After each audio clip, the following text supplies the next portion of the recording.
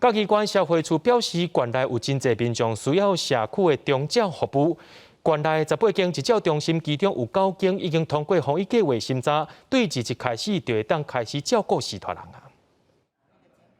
说明防疫计划安排，甲活动的空间分开，甚至搁爱规划一个所在，互发烧症头的人会当治疗检查。申请27月复业的日照中心讲，有真侪视托甲家庭正需要社区的长照服务。长辈在家因为缺乏与人的接触，那照顾员的照顾，他的活动功能渐渐也会丧失衰退，所以这也是很多的家属里面所担忧的。嘉义县目前有18间日间照顾中心，申请要伫27复业的日照中心有9间。社会局表示，这9间中心的工作人员拢爱做过预防针，要回来的时段若无做过疫苗，嘛需要提供抗原体检也是 PCR 检验的阴性证明。